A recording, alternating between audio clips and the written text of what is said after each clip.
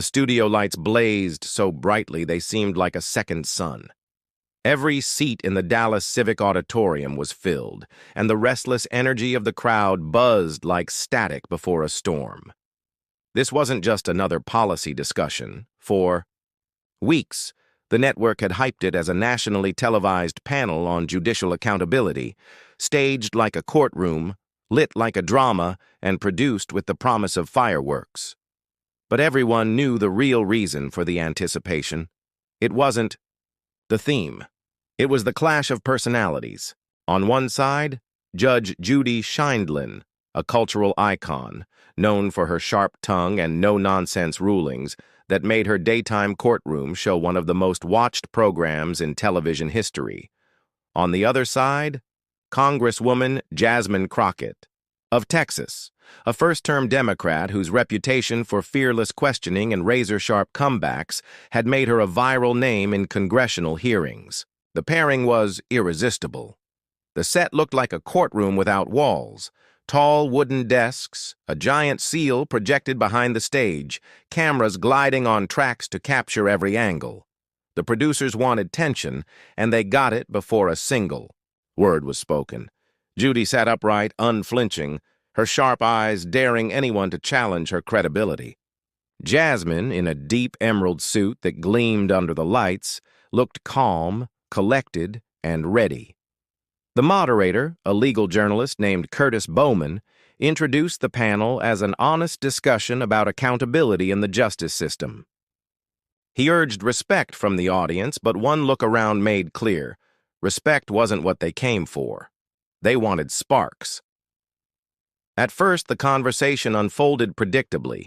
Jasmine laid out statistics on incarceration and sentencing disparities, speaking with calm precision about how communities of color bore the harshest outcomes. Judy countered with brisk authority, dismissing numbers as political talking points and leaning on her decades of courtroom experience. The crowd reacted in waves, applause here, groans there, every response feeding the tension. And then, it happened. Jasmine was midpoint, explaining how public defenders were drowning under overwhelming caseloads, when Judy snapped. Her hand slammed against the desk with a crack that echoed like a gavel. "Stop right there!" she barked, her voice thundering through the hall.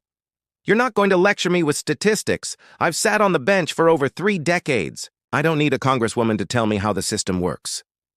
Gasps filled the auditorium. Some clapped instinctively, thrilled to see Judy in full force. Others sat back, startled. This was the Judy they remembered. Fiery, unafraid, commanding the room. The camera zoomed in on Jasmine. She didn't flinch. She didn't raise her voice. She simply paused, folded her hands together, and let silence hang heavy. Long enough that the audience shifted in their seats. Then, in a calm, even tone that cut sharper than any yell, she said, "Judge, with all due respect, the bench isn't the same as the communities living under its rulings. Your experience is valuable, but my experience is living with the consequences. Your system delivers. That's why I'm here." The room shifted instantly. Gasps turned into whispers.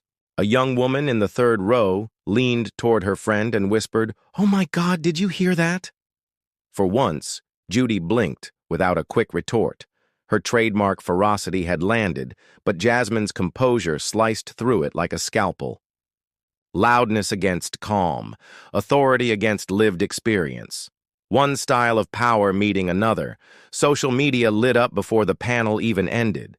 Phones glowed in the audience as clips were uploaded in real time. Hashtags began forming. Jasmine handled it. Judge Judy meltdown, cold and classy. Jasmine sat steady, her posture like armor. When Judy tried again to dominate with volume, the response didn't land the same. Applause grew scattered. The balance of the room tilted. At one point, Judy leaned forward, jabbing a finger at Jasmine. "Don't you dare assume you know the system better than I do." The crowd gasped again. Jasmine's expression didn't change. She leaned slightly toward the microphone, her voice measured. "Accountability without fairness isn't justice. It's punishment. and punishment without. Addressing root causes doesn't solve anything. It just feeds the cycle. This time, the applause was stronger. The murmurs louder. A teenager in the aisle whispered, "She's not rattled at all." His friend, recording on his phone, muttered, "She's owning this." The moderator tried to intervene, but Judy cut him off again, her tone defensive now. "Don't pander to her just because she's calm. Calm doesn't mean she's right." Jasmine smiled faintly, almost imperceptibly, then replied, "You're right. Calm doesn't mean I'm right, but losing your temper doesn't mean you are either." The auditorium erupted. Laughter, applause, even cheers. It was the line that defined the night. Judy's fire, usually her strength, was backfiring. Jasmine's calm had become its own weapon. Loudness versus control. And the crowd knew who was winning. Outside the auditorium, the internet exploded. A college student named Brianna posted a 30-second clip of Jasmine saying, "Yelling doesn't make your argument stronger, it just makes it louder." Within hours, it had over 1 million views. Memes spread like wildfire. Jasmine, sitting calm, captioned, "When the teacher yells, but you already finished your homework." Judy, mid-shout, paired with Jasmine's cool stare, captioned, "Volume versus control." By the next morning, national media picked it up. CNN replayed the clip on a loop. MSNBC analysts broke down Jasmine's body language frame by frame. Fox News debated whether it was composure or grandstanding. Good Morning America hosts laughed, saying, "Judge Judy has built her career commanding a room, but last night it was Jasmine Crockett who commanded the moment." Late-night comedians turned it into punchlines. On The Daily Show, the host quipped, "Judge Judy thought she was running her court, but Jasmine reminded her the jury was the internet." But beneath the comedy, something deeper resonated. Viewers weren't just entertained, they felt seen. Everyone had been shouted down by someone louder, older, or more powerful. Everyone knew the sting of being interrupted, dismissed, talked over. Watching Jasmine stay calm, refusing to be rattled, felt like redemption. Her composure became a blueprint. People tweeted, "Judge Judy yelled, Jasmine didn't blink, that's real power." Teachers played the clip in classrooms to show how confidence can be quiet. Therapists told patients, "This is how you set boundaries." A corporate trainer used it in a seminar, saying, "This is the difference between reacting and responding." Judy's defenders pushed back, insisting her fiery passion was exactly why she was beloved. Loyal fans argued she was being unfairly judged for being blunt, as she always had been. Some even framed it as a generational divide, Judy representing old-school toughness, Jasmine embodying a new kind of leadership. But even Judy's allies admitted the optics weren't great.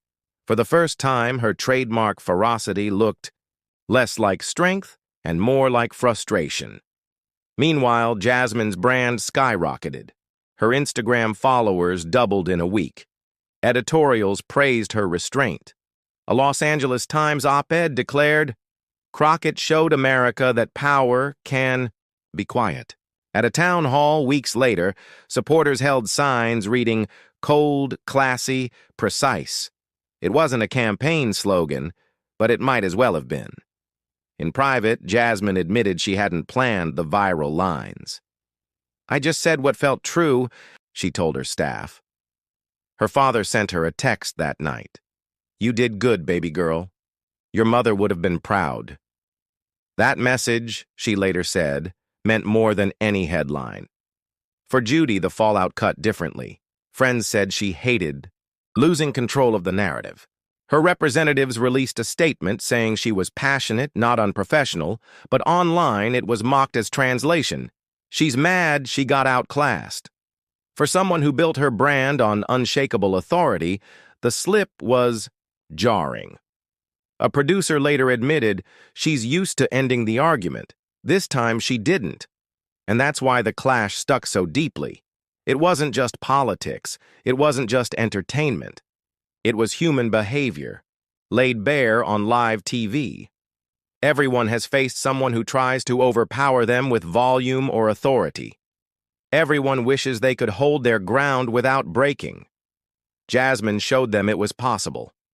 Her calm became proof that dignity under fire could be more powerful than fury. The phrase, "louder doesn't mean right," took on a life of its own. It appeared on protest signs, in sermons, even scribbled on classroom whiteboards. People adopted it not just as commentary on one clash in Dallas, but as a mantra for life. In the end, what was supposed to be Judge Judy's show became Jasmine Crockett's moment. The clash revealed a generational shift in what authority looks like. Judy embodied a style of dominance that once commanded respect. Jasmine embodied a new kind of power, one rooted in calm, control, and clarity. And in that Dallas auditorium, the crowd, the cameras, and the country decided which one they preferred.